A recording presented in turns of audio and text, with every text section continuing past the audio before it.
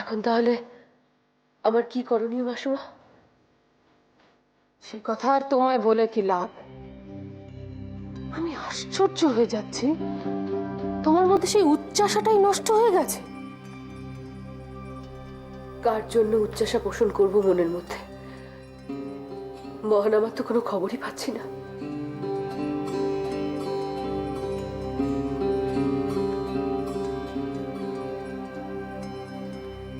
আমি বুঝতে পারছি তোমার মনের অবস্থা,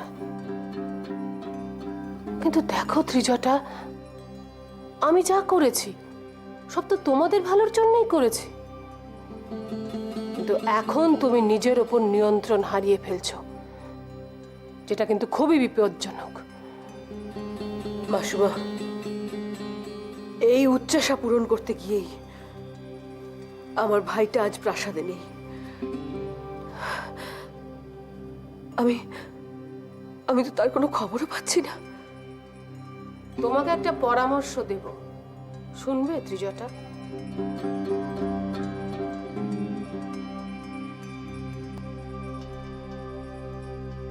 তুমি কিন্তু ভুল সময়ে দুর্ব্যবহার করে তোমার কাছের লোকেদের শত্রু বানিয়ে ফেলছো। এরপর কিন্তু তুমি একা হয়ে যাবে। আমি আমি ঠিক বুঝতে পারছি না মাসুমা, আমার কি করা উচিত। আসলে আমার ভাইটা। ত্রিজটা, তোমার মনে হয় না তোমার আর মহানামার পৃথক পরিচয় আছে? অর্থাৎ? সব যদি ঠিকভাবে চলে তাহলে আজ বাদে কাল মহানামার বিবাহ হবে।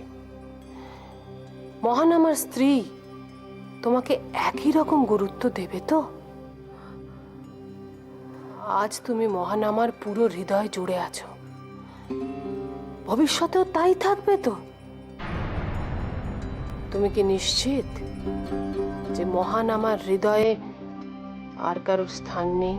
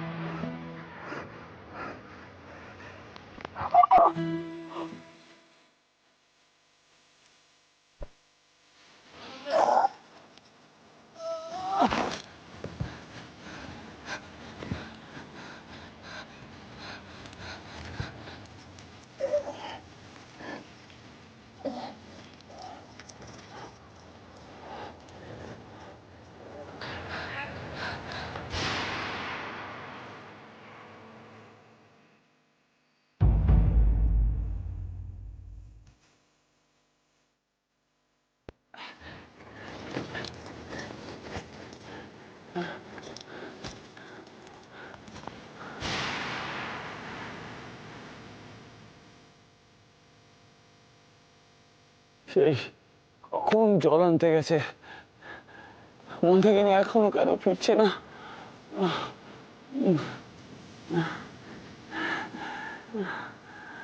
মন্দাকিনী,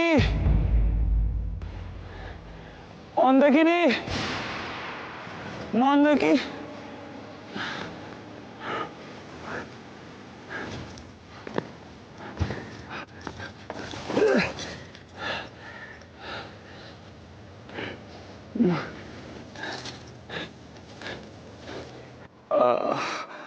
আমারই পাপ, আমার পাপের জন্যই সিংহলের এই অবস্থা।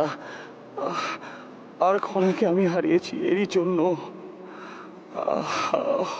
কেন কেন মন্দাকিনীকে জল আনতে একা কেন ছাড়লাম? ও শেষ পর্যন্ত ওকেও আমি হারালাম। ভগবান,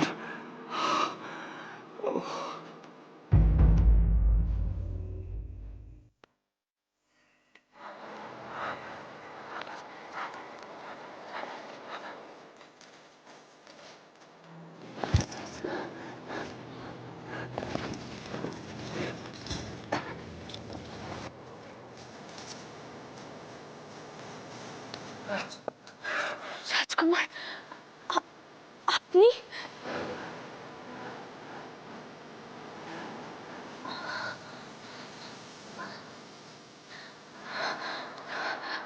আমি জলের সন্ধান পেয়েছি রাজকুমার।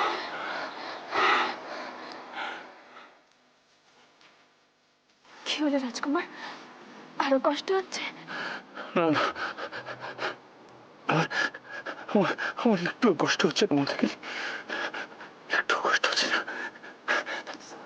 আসলে তুমি তো জলের সন্ধান নিয়ে এসেছো, তাই আনন্দে কি করবো বলো। আমার না খুব খুব জল তেষ্টা পেয়েছে, খুব জল তেষ্টা। কোনো কষ্ট হচ্ছে না, কোনো কষ্ট হচ্ছে না, কোনো কষ্ট হচ্ছে না।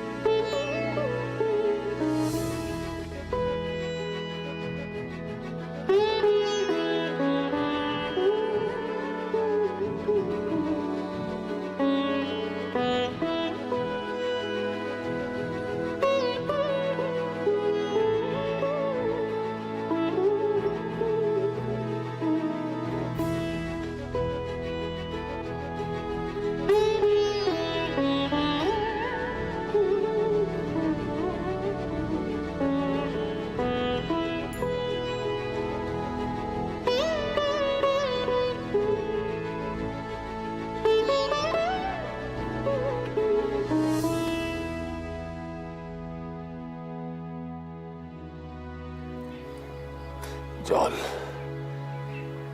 খুব জল তেষ্টা পাচ্ছে।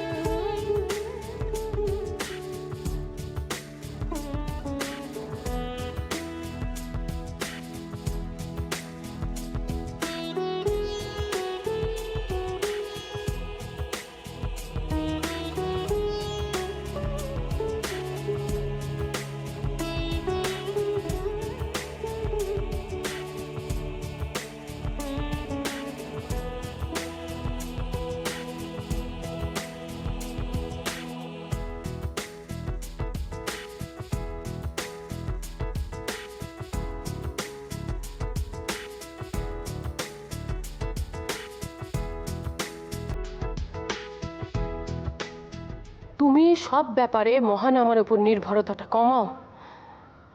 যদিও জানি তোমরা দুজনে দুজনের অত্যন্ত কাছের।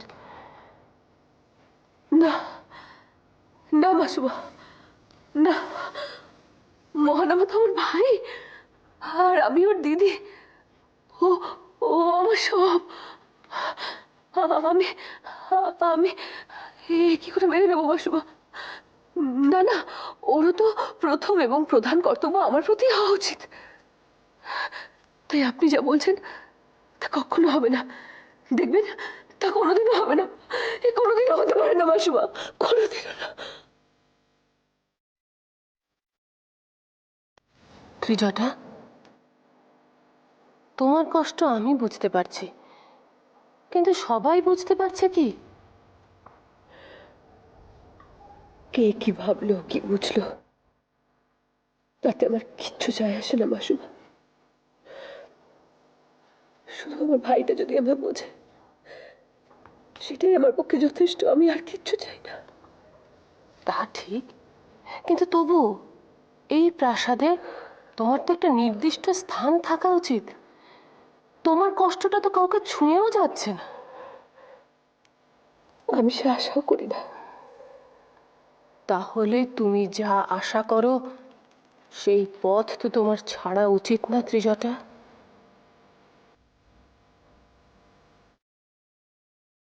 কাল তুমি ঐশিকাকে গিয়ে জড়িয়ে ধরলে কেন?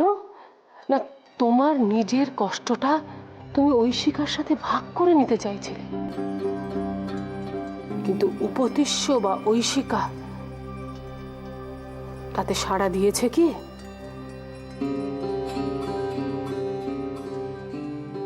ঐশিকা তো খনার জন্য দুঃখে কাতর, তাই তো? কিন্তু ত্রিজটা, উপতিষ্য আর ঐশিকার আজ তো একবার জিজ্ঞাসা করা উচিত ছিল, তুমি কেমন আছো? এই প্রাসাদের দ্বার সর্বসাধারণের জন্য খুলে দেওয়ার আগে তোমার মতামত নেওয়া একবার উচিত ছিল না? আসলে কি জানো তো ত্রিজটা, এই প্রাসাদে তোমার মতামতের কোনো গুরুত্বই নেই। হ্যাঁ, দুর্ভাগ্যজনক হলেও কথাটা সত্যি। কিন্তু আমার ভাই মহানামা যদি রাজা হতো, তাহলে আমি সে গুরুত্ব পেতাম মাসুমা। ঠিক তাই, এই কথাটাই তো তোমাকে আমি বোঝাতে চাইছি। আমাদের পরিকল্পনা কি ছিল? উপতিষ্যকে রাজা হিসেবে অযোগ্য প্রমাণ করা সর্বসাধারণের কাছে। হ্যাঁ, আর আমরা তো সেই পথে এগিয়েছি মাসুমা। কিন্তু এখন আমরা সেই পথ থেকে বিচ্যুত হতে চলেছি। একবার ভেবে দেখো তো ত্রিজটা, এই প্রাসাদের দ্বার যদি সর্বসাধারণের জন্য উন্মুক্ত করে দেওয়া হয়, তাহলে রাজা হিসেবে উপতিষ্য কি জনপ্রিয়তা পাবে?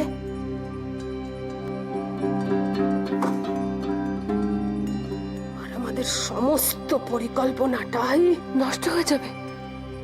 হ্যাঁ, এই মহানামা এই আগ্নেয়গিরি বিপর্যয় বাইরে থেকে যে কষ্ট পাচ্ছে, বা আমি ওকে চোখের দেখা না দেখতে পেয়ে যে কষ্টটা পাচ্ছি, সবটাই বিফলে যাবে। এই তো তুমি সবকিছু বুঝতে পেরেছো ত্রিজটা। মহান আমার জন্য হাত গুটিয়ে বসে থেকো না, কিছু একটা করো। হ্যাঁ মাসুমা, কিন্তু কিন্তু আমার ভাই ও ফিরে আসবে তো? আবার সেই এক কথা, কেন ফিরে আসবে না? কিন্তু মহানামা ফিরে আসার পর তুমি কি করবে সেই কথাটা তুমি ভাবো। তুমি উপতিষ্যকে চেপে ধরো, বলো এই প্রাসাদে তোমার কি কোনো গুরুত্বই নেই? কিন্তু উপতিষ্য তো এখন না না, এখন না। যখন উপতিষ্যর সাথে অনেক লোক থাকবে, তখন তুমি ওকে চেপে ধরবে। সবার সামনে তুমি প্রমাণ করার চেষ্টা করবে যে এই পরিকল্পনাটা তোমার। তুমি উপতিষ্যকে এই বুদ্ধিটা দিয়েছ, এটা কিন্তু তোমাকে করতেই হবে ত্রিজটা, করতেই হবে। আচার্য দেবের সামনে নিজেকে প্রমাণ করতেই হবে, না হলে কোনোভাবেই রাজ জ্যোতিষীর পথ পাওয়া যাবে না। কিন্তু এক আশ্চর্য ব্যাপার, সিংহলের বর্তমান পরিস্থিতি নিয়ে যতবার গণনা করতে যাচ্ছি অবাক হয়ে যাচ্ছি। কোনো বিপদের চিহ্ন মাত্র নেই।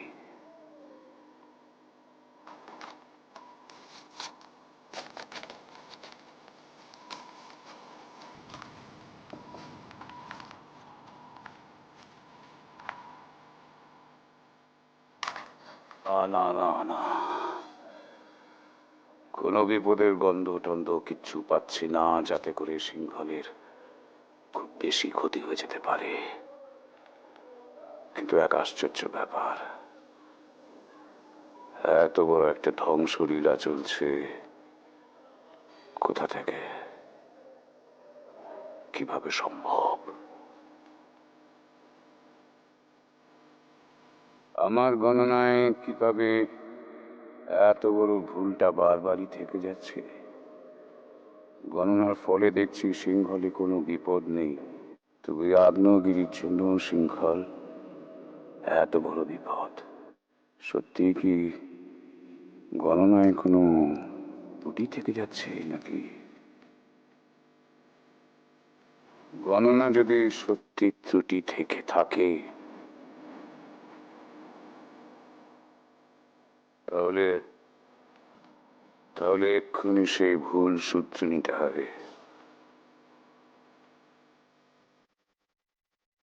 কিন্তু গণনায় কোথাও ভুল হচ্ছে বলে তো মনে হচ্ছে না। এ তবে কেমন ধাঁধা, কেমন ধাঁধা!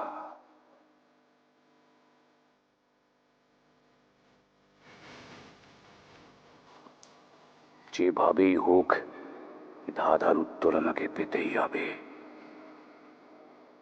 আগ্নেয়গিরির সমাধান সূত্র যদি পার করে দিতে পারি, তাহলে আর কেউ আমাকে আটকাতে পারবে না। সিংহলের রাজ জ্যোতিষ হব আমি।